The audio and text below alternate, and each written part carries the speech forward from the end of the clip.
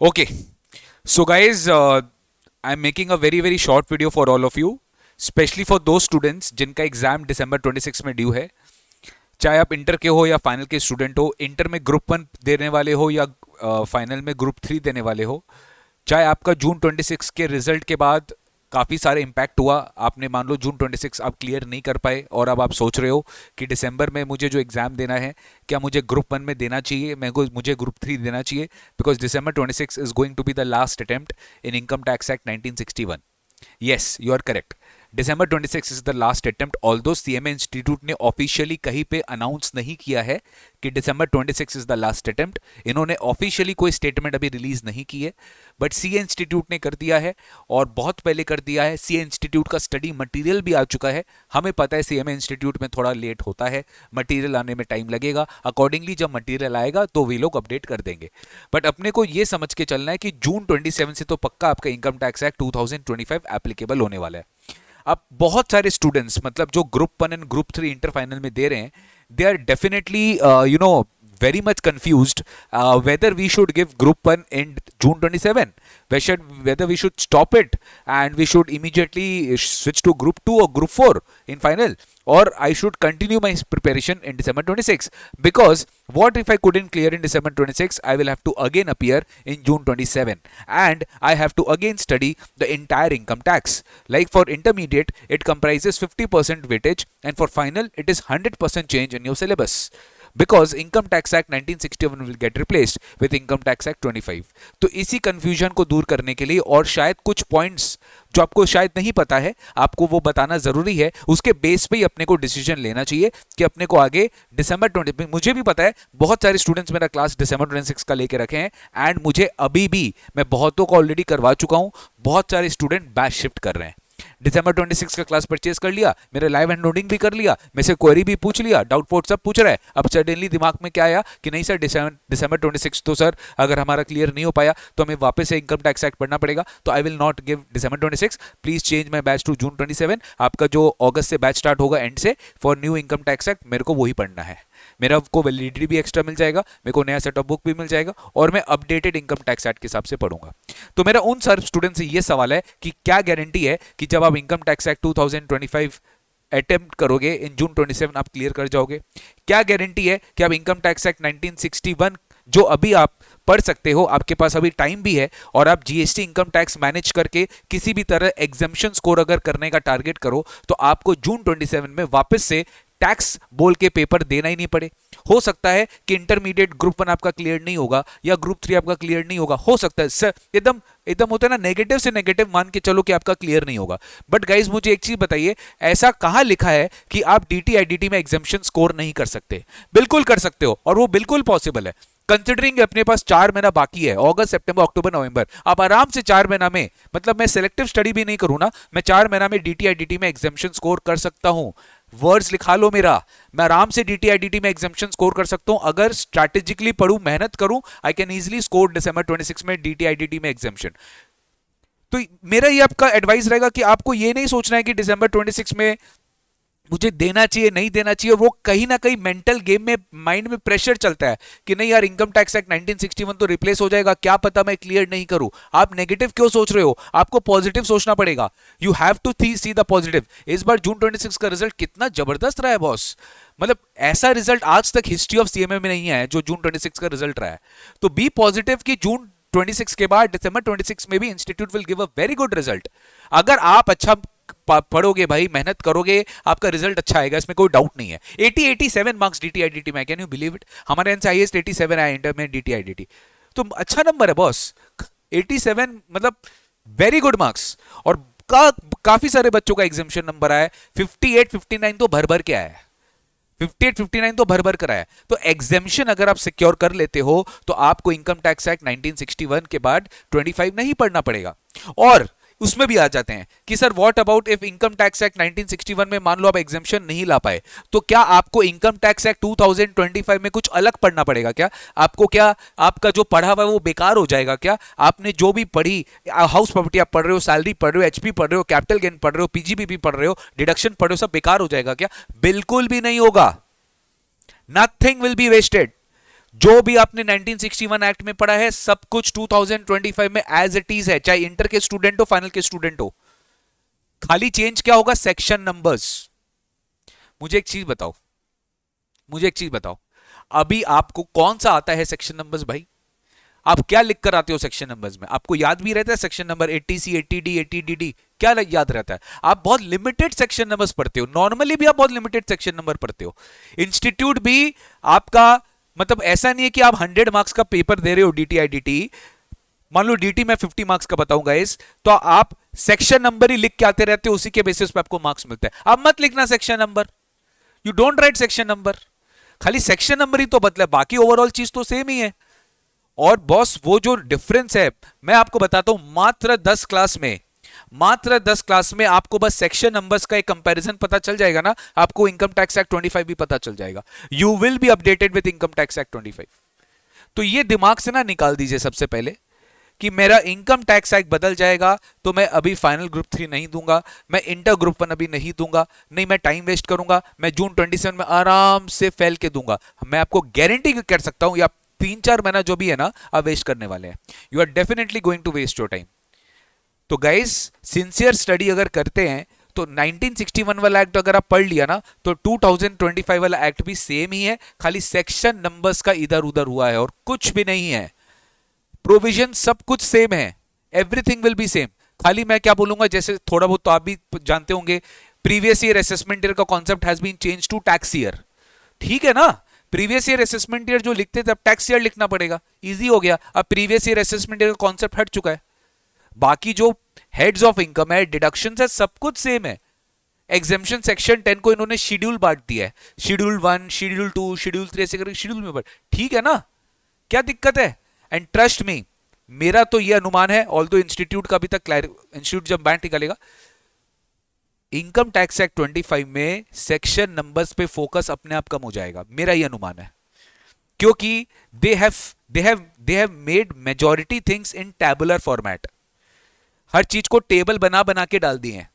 तो टेबल बना बना के अगर डाल दिए, टेबल के नीचे सीरियल नंबर, मैं आपको दिखाता हूं, चलो आप देख लो बेटा। आप बेयर एक्ट देखो इनकम टैक्स एक्ट 25 का, तब आपको समझ में आएगा। This is the bare act of income tax act 25, ठीक है।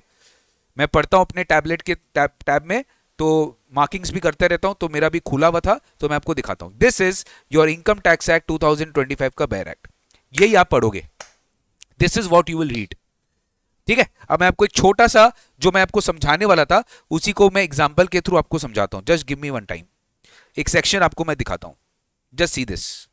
अगर आपको याद होगा, जो बच्चे सैलरी पढ़ चुके हैं, सैलरी में अपने एग्जेम्पशन बहुत कुछ पढ़े, याद है? सेक्शन 10(10), 10(10)A, 10(10)AA, 10(10)B, जो बच्चे सैलरी पढ़े, आई बिलीव आपको याद होगा, हमने बहुत सारे रिटायरमेंट बेनिफिट्स के एग्जेम्पशन पढ़े।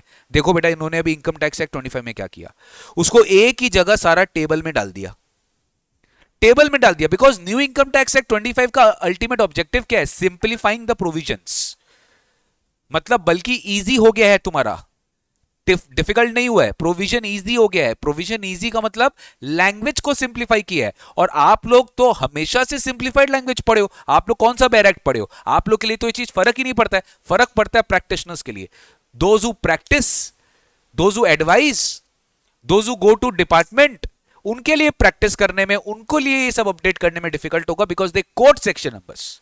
अरे आप तो भाई सेक्शन नंबर कोट ही नहीं करते हो इतना यार, और थोड़ा बहुत जो कोट करते हो वो यार दिमाग में याद कर लेना कि जो पुराना एक्ट में सेक्शन 80C था, नया एक्ट में सेक्शन 123 हो गया है, नया एक्ट में 124 हो गया है, 125 हो गया है, बस इतना ही तो है।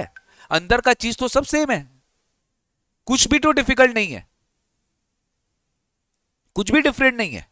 अब ये ग्रेचुटी है, ये देखो ये ग्रेचुटी का है, ये पेंशन का है, ये बी पेंशन का डिवीजन है, ये वॉलंटरी रिटायरमेंट कॉम्पनसेशन है, फिर उसके बाद आपका गवर्नमेंट एम्प्लॉइज के लिए पेमेंट का है, फिर आपका बस हो गया खत्म।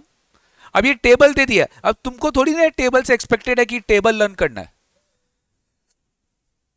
इन केस मान लो अगर आप दिसंबर में क्लियर नहीं भी कर पाते हो, तो जून 27 में बस आपको ये बता दिया जाएगा कि बेटा जो आप सेक्शन 10(10)A में 10(10)B 10(10)C पढ़े थे ना, इसको क्लब करके सेक्शन 19 कर दिया है, बस आपको यही चीज याद रखना है, अंदर का चीज तो सेम ही है। तो मैं ये नहीं बोल रहा हूं कि आपको डिफिकल्टी बिल्कुल भी नहीं होगी, आपको एक्स्ट्रा टाइम देना पड़ेगा, आपको इनकम टैक्स एक्ट वो तो ऐसे भी देना पड़ता। आप मान लो फाइनेंस एक्ट हर ईयर चेंज होता है, जो स्टूडेंट दिसंबर टर्म क्लियर नहीं कर पाता उसको जून में देना पड़ता है ना, उसको अमेंडमेंट्स बहुत पढ़ने पड़ते हैं।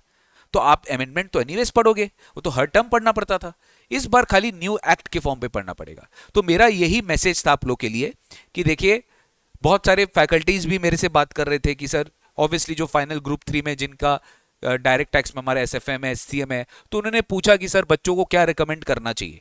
तो मैंने बोला कि चलो मैंने उनके साथ भी अपनी नॉलेज शेयर की, इंटर ग्रुप 1 में भी मैंने नॉलेज शेयर की कि if you have completed group 1 का बाकी सब सब्जेक्ट्स का भी अच्छा खासा पार्ट, मतलब आपका 30% भी अगर इंटर ग्रुप 1 या फाइनल ग्रुप 3 कंप्लीट हो चुका है, आप खाली इनकम टैक्स को बेस रख के डिसीजन को चेंज मत करिए।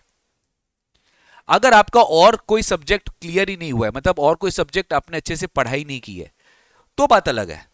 मान लो आप अभी स्टार्ट कर रहे हो ग्रुप 1 और आपको लगता है कि मैं 4 महीने में सिलेबस खत्म नहीं कर पाऊंगा चारों पेपर का, तो फिर बात अलग है।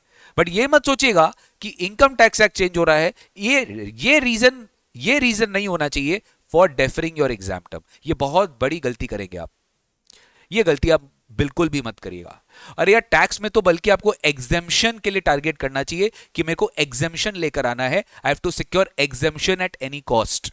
वो तभी पॉसिबल है अगर आप अभी से थोड़ा ज्यादा एफर्ट देंगे डीटी आईडीटी में, जो मांगता भी है। क्योंकि अच्छा, और एक सवाल आया था कि सर जून 27 में नया सिलेबस आ जाएगा। मैं कल ही मेरे पास एक बच्चा बहुत ज्यादा, एक होता है ना कि बहुत मतलब वो थोड़ा सा वो हो गया था, मतलब पैनिक हो गया था, और मेरी टीम ने बोली सर आपसे उसको बहुत ज़्यादा ज़रूरी बात करना है, he is panicking a lot. तो मैंने पर्सनली उससे बात की कि सर मैंने आपका क्लास लिया, मैं पढ़ तो रहा हूँ, बट मुझे याद आया कि अगर न्यू सिलेबस आ गया तो न्यू सिलेबस में तो फिर मेरे को डीटीआईडीटी में अगर एग्जाम्शन ले आया तो भी मेरे को न्यू सिलेबस में डीटीआईडीटी फिर से देना पड़ेगा। मैं एक पहले मैंने उनको बताया, देखो अभी न्यू सिलेबस का कुछ अता पता नहीं है, खाली अटकलें लग रही है कि आएगा कब आएगा, वी डोंट नो। तो जो चीज के बारे में पता ही नहीं है उसको बेस लेके अभी क्यों सोचना।